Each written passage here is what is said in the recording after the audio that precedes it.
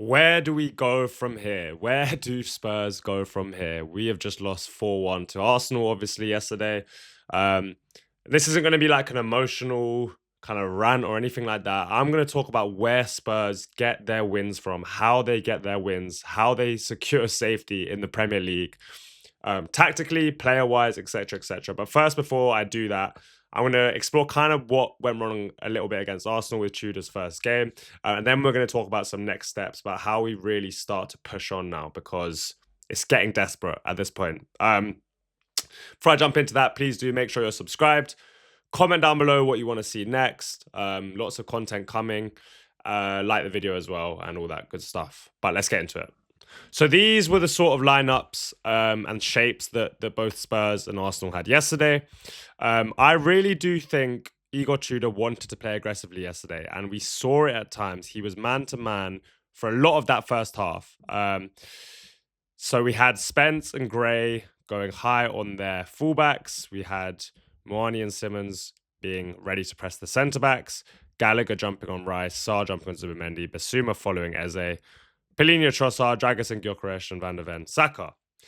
Now, when you are this aggressive, any slight hesitation, any slight lack of pressure, laziness, whatever you want to call it, slow to being at the opposition player's feet, it can cause problems throughout the whole structure, throughout the whole team. Now, let's say Raya plays the ball to Saliba here. If Simmons isn't, now this isn't specific to Simmons, I'm just giving an example here. If Simmons isn't there quick enough, or if Simmons dives in too quickly and Saliba's able to step past him, which I think he did on one occasion, the whole structure can be undone because then now Saliba's free. Sarr has to come and press him here. Then you got Zubimendi free. And so it's really important to stick with your man and be really engaged, right?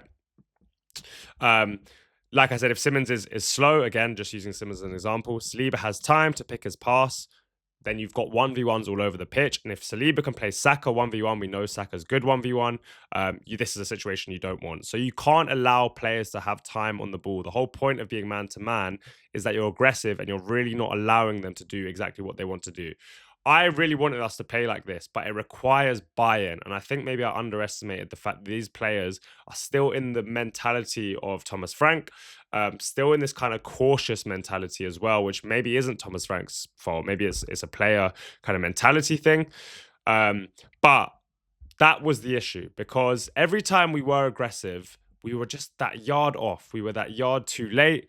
The other thing that I think really unsettled us, which wasn't about being late on the press, was Arsenal's rotations. So we saw Eze make runs like that. You had Basuma following him, maybe Saka dropping deep, pulling Van der Ven over here. Gyökeres pulling maybe Dragusin out here, Pellegrini kind of dropping in here, and then at that point the team becomes a mess, which is part of the problem with the man-to-man system. But there's pros and cons to it, obviously. But if you don't let Arsenal get in their rhythm, then they can't make the most of these rotations.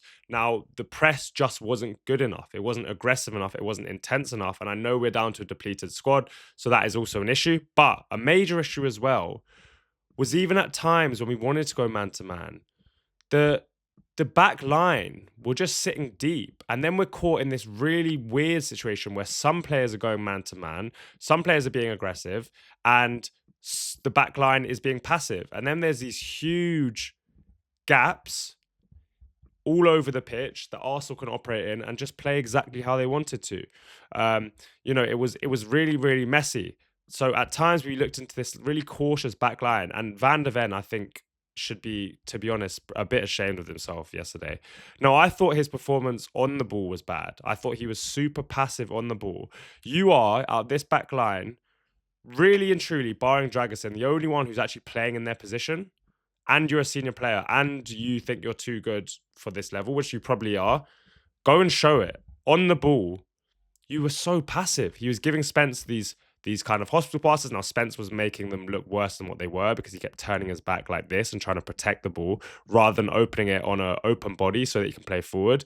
But there was times where situations like this, where Van der Ven's got a bit of time on the ball, go and step into midfield, make something happen, be brave on the ball. A lot of the time it was just so pedestrian from him. And then watching kind of the clips back, I mean, that clip of Tudor telling him to get up and him ignoring it, that's disgraceful. It really is disgraceful. And you can't coach a game plan when players aren't doing what they're instructed to do. Now, I don't think Tudor obviously hasn't got through to the players yet. That's a fault of the manager. Well, fault of the players, of course, but it's the manager's job to get through to them. But when your back line is constantly retreating, these gaps obviously open up, and then eventually we just become this really passive team that just sits in this 5-3-2. We can't get out, and lots of other problems happen. So what my whole thing about this is just there was other issues in the game where our technical level is so poor at the moment. Dragusin, Palhinha, Gallagher. I thought Bissouma and Sarr were okay. I thought Simmons really struggled. The fullbacks were awful, but they're not wingbacks. But my main thing is, like, if you're going to press aggressively, which is I think the way we could have challenged Arsenal, is being really aggressive, getting the crowd on side, etc., etc. You have to commit to it, and I don't think we commit to it. I don't think we've really looked brave enough to do it. We looked cautious, and that's a player issue. That's a player issue as well as a manager issue, maybe, of getting his instructions across. But the players look fearful. They don't look up for this scrap in terms of they're really believing in something. And then the on-the-ball stuff, the on-the-ball qualities, we know they're just not good enough. They're nowhere near Arsenal's on-the-ball qualities, which is where I want to get to in the rest of the video. So let's get rid of this horrible team out of my sight. And let's talk about how we go about building something that might be a bit sustainable. And I'll give kind of a few options. Now, the Arsenal game is obviously a one-off kind of game. In most of the games we have for the remainder of the season, we want to be more dominant. We want to be on the front foot. We want to be dominating games. I know we're probably not at the level to really dominate games, but we at least want to be aggressive, and we want to have more players on the pitch. Now, I think one of the key issues yesterday was Simmons was picking up the ball in sort of this situation, and this was what was happening. You had Moani making that run, and that was it. That was literally it. And I think what Simmons got so wrong yesterday, instead of trying to recycle it, he would go on these runs down blind alleys, and his physicality wouldn't match the likes of Declan Rice, and he'd be dispossessed. Now, he is trying to make things happen. There is one runner on him. So I think his over-carrying is an issue, but it's also a systemic issue. Now, what Simmons should have probably been doing is receiving it, moving it on quickly, and moving again to receive again. Be quicker on the ball, take less touches, and allow, when you do that, Spence has more time to get up, Gallagher has more time to get up. You give the team more time to get up. However, Simmons was too eager to try and play forward all the time and kept losing out and over-carrying it, etc., etc. But he didn't have much on either. These wing-backs, they're not wing-backs. Spence could be serviceable as a wing-back on the right, but on the left, my God, that was a really dark performance. If you're going to play wing-backs, you need to have threat there. You have to have threat, because they are your attackers at the end of the day. They're your wide attackers, because you have three back here. Bissouma was sitting in, Sarr was sitting in for some of it, Gallagher was getting a bit more beyond. You need to have more threat than that. You have to have wide threat. Now, my thinking here is either, now Porro might be back next game, so let's just put these guys in. So Porro, and I think Danso is close to being back as well. So my opinion here is, don't play wingbacks unless you have two capable wingbacks. Now, if you want to play Porro and Spence, again, I don't love it. I don't love it because of this guy's lack of threat on that left flank. I would rather see Sousa play left wing back, despite his maybe lack of readiness, because at least he's the right profile. He's athletic, he can carry the ball, and he can cross the ball, and he will be a threat up and down that side. If you're not going to do that, I'd rather see a back four.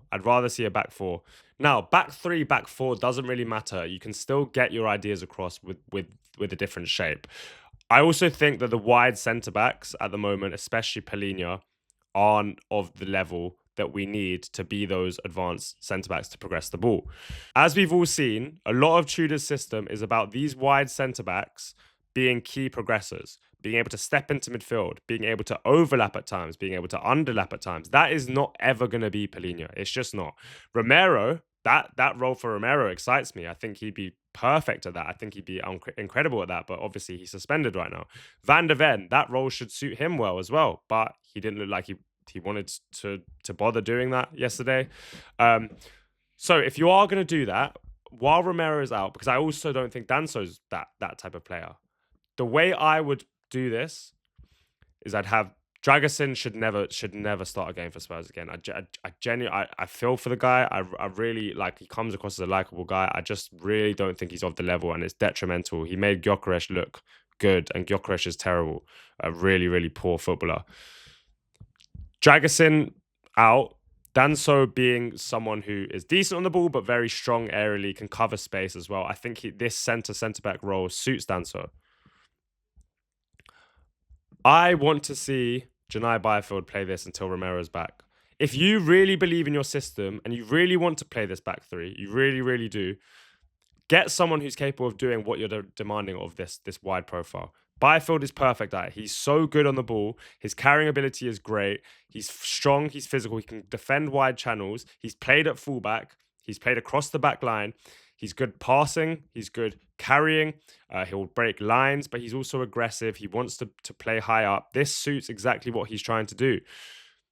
This is not the time to be fearful. We have to now just think about this. We need to, like, I know it's a very simple thing to say, just why not give the kids a go? I know, and I sometimes think that's a very basic, simplistic, like chucking our toys out the pram. Byfield is more than capable of replacing what is available right now in terms of what is being demanded of that role. That is a squad solution already for me. Like I said, I don't want to see Spencer left wing back, but if we have this over this side, and then you've got Van der Ven and Spence here, I wouldn't mind seeing that, because at least when Spence cuts in, if you give a license for Van der Ven to go around, because he's got the capabilities of doing that, or Spence is just here to kind of decoy, and you get Van der Ven making those underlapping runs, then that works. I do think Tudor's going to stick with this back three, although a back four I think makes more sense with the squad profiles at the moment. So let's do it right. Do it properly if you want to do it. That's the back line. Midfield.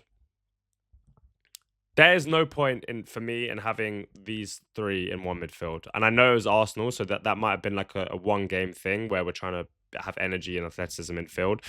You need two of the... If you're going to play midfielders, if these midfielders, play two of them. For me, off the back of that game, it's Basuma and Sarr, and there's no doubt about that. Gallagher should be dropped for that. I think he was absolutely awful yesterday. I think he's a terrible, terrible performance from him. So for me, what I would do... Get rid of Gallagher, put Simmons, Muani as the 2 10s, and get Solanke here. Now when Simmons receives the ball, there's an extra player. They have Solanke to be close proximity, which we know Simmons likes. Have Sarr and Basuma, who are both athletically capable to be a midfield 2 and cover the spaces that are needed. Because a midfield 2 in this day and age is more rare, but you need to be athletic, and those two are.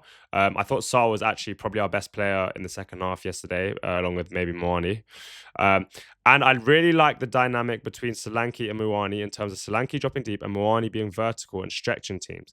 I think this front three has a nice balance to it. The left and right wing back, that's a difficult one.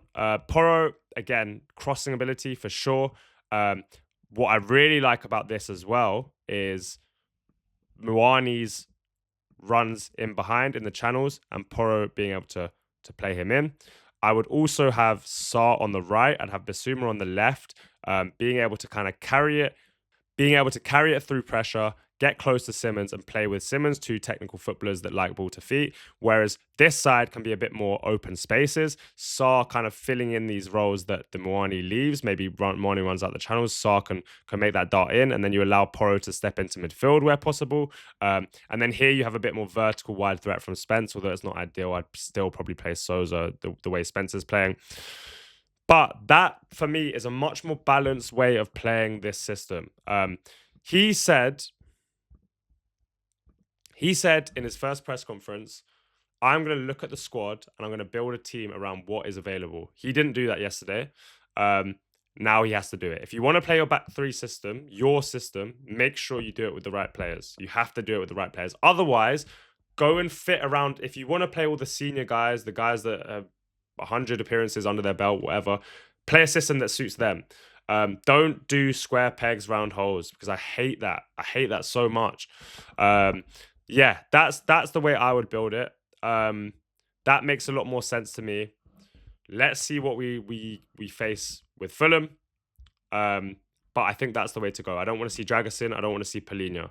I don't want to see Gray at wingback. Those three things I really don't want to see. I'd rather see Spencer wingback, but again, I don't want to see him at left wingback really either.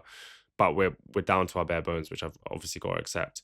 It's unlikely that Danso and Porro both come straight back in, but we're at a point where we really need players back, and maybe we have to rush these guys back. I don't know. But yeah, that's my sort of breakdown, and then on to the next game and how we best cope with that. So thanks for watching. Like, share, comment. Make sure you're subscribed. Like, make sure you do it as we speak. Please do that now. And yeah, come on, you Spurs.